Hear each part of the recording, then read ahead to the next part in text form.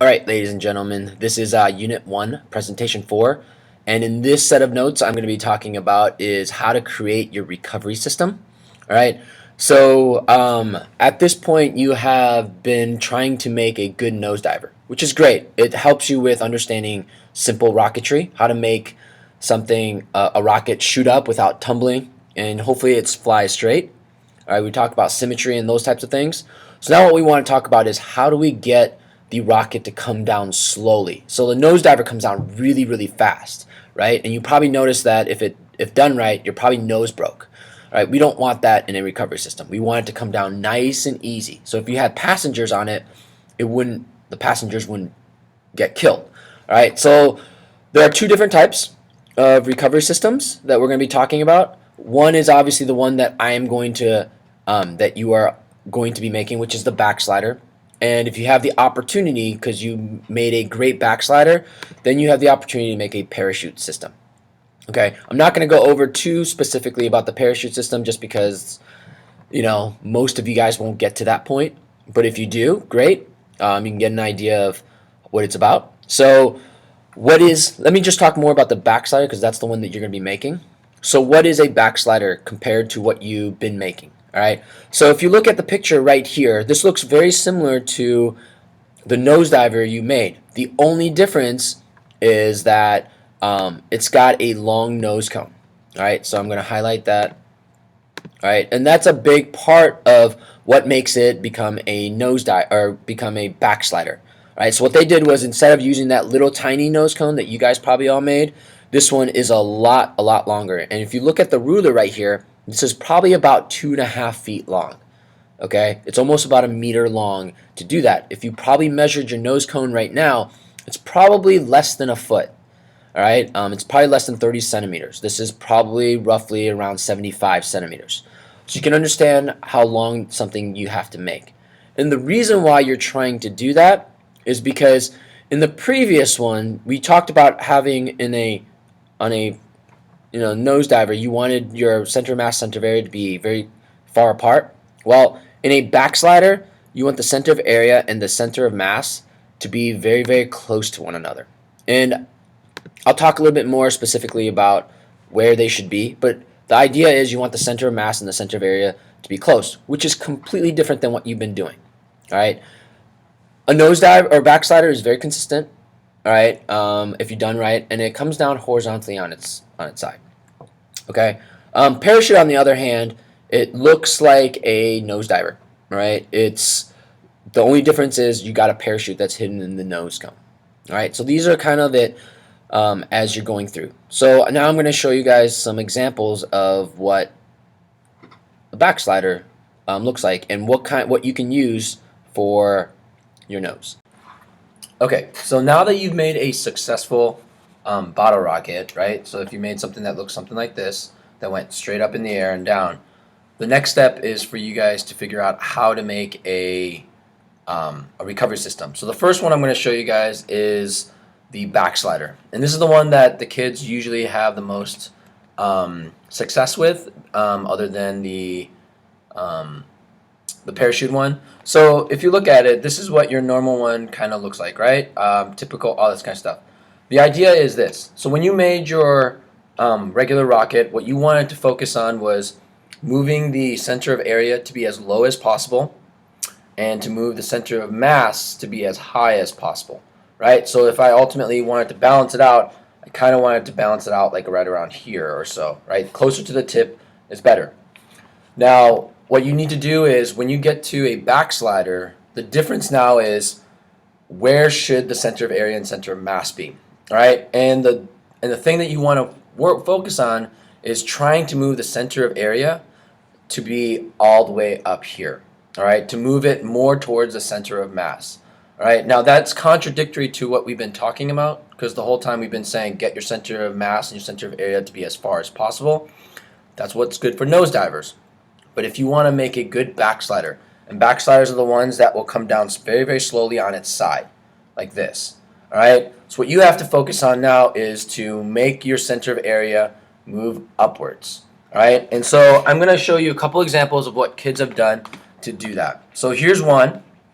and here's the second one. So I want you just to notice the differences. I'll move back a little bit of that.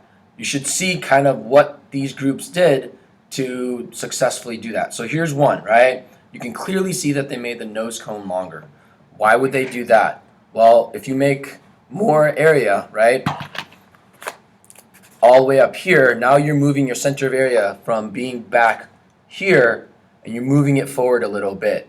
The biggest mistake that a kid makes is trying to move their center of mass down. If you actually make your center of mass move down, then you're going to get your tumbling guy. So that's the reason why you focused on trying to make a good nosediver first, because it helps you get your center of mass to be up here, all right? But when you try to make a good backslider, all you're trying to do is you're trying to keep your center of mass still up here, right? But what you're trying to do is now you're focusing on bringing your center of area to match your center of mass, all right? And by doing that, one thing that you can do is making a longer nose. So here's a longer nose cone. Here's one idea, okay? Another second idea is instead of like actually having like a cone, kids have gotten like tubes that they stick, and they just kind of get one that's longer. Just to give you an idea of how that matches up with one that you probably made as a nose diver, here it is. So you can see that it's clearly like 3 times longer than the one that you've been making. Here's another one. Right here, okay? You can clearly see that this one's even longer, so I have to move back even further. All right. Now I'm not saying the longer you make the better it's gonna be. You guys need to figure out: do I want to make something this big?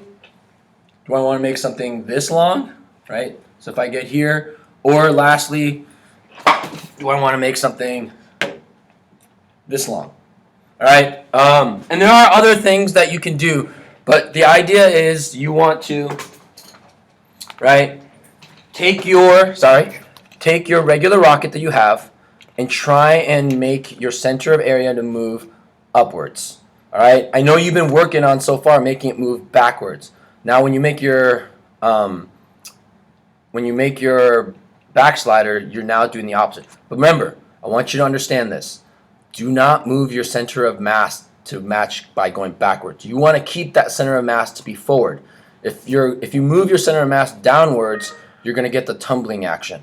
All right. You still want a high soaring rocket, and the only way you're going to get a high soaring rocket is to have a very, very high center of mass. All right. So try and figure out how to do that. One way that I just showed you is just by making a longer nose cone. All right. That's one way. There are other ways you can go about doing it. It's for you and your group to figure out the other things you can do to kind of get your center of area to move upwards as well. All right, that's how you would make a backslider.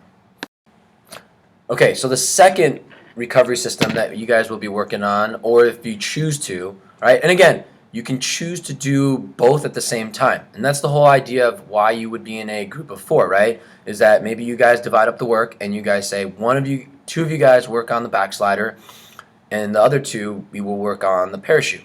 Now, the parachute system is probably the least in the sense of what you need to change with your nose diver. A parachute system is a nose diver. The only difference is you deploy a parachute that comes out from the top. All right, so you're really not going to change much to this design. The only difference is you're going to now, in your nose cone or something, you're going to put your parachute system. All right, and how you attach it is up to you. So, there's not too much in regards to what I need to tell you, because I think all of you guys know what a parachute system should look like. The hardest part is this. It's trying to get the nose cone to come off, all right, and then let the parachute come out. That's the part that kids have the hard time, because what happens is this. This is what you ultimately want your rocket to do. You want it to shoot straight up in the air like this. And then when it gets to the very, very top, its first movement is to come back down on itself like this before it flips over. All right? Because when it does that, when it allows for it to come down this way, the nose cone flips off. All right? But the problem is what most groups have their rockets do is they'll shoot up at an arc like this, and instead of coming straight back down on itself, it'll arc at the top like this. And when it does that, the parachute system, the nose cone, never actually fully comes off of the rocket. All right. So what you have to focus on is making sure that you make a really good, really solid nose diver that will go straight up in the air and it will come straight down like this. It probably does this for about half a second and then it flips over. But that extra half second that it comes down on itself is that perfect time for that nose cone to come off. So you're probably going to have to put the nose cone on kind of loose so it doesn't so it can come off very easily. All right, now if you're worried that it's going to come off, if it shoots straight up in the air at the very beginning, the air will actually keep the nose cone down. All right, it's only when it starts coming back down that the nose cone flies up. So you got to focus on that. There's definitely the websites I gave you. They tell you some good ways to make a parachute system. So do some research and figure out what parachute system, how big should you make that parachute. Remember, if you make your parachute system too big, it's probably not going to fit inside your nose cone. So you got to make sure that you can make a parachute system that will fit inside of here. All right. But ultimately, here's what I would suggest that you do. All right. This is my big advice to you. Because a lot of kids fail at making the parachute system, I would make sure that you're also working on making a backslider at the same time. All right. So that way, if it doesn't work out, you can at least go, you know what, we made a backslider. We can at least, if the parachute system doesn't work, we can always go back to the backslider situation. Okay, so this is how you would go about making a parachute system.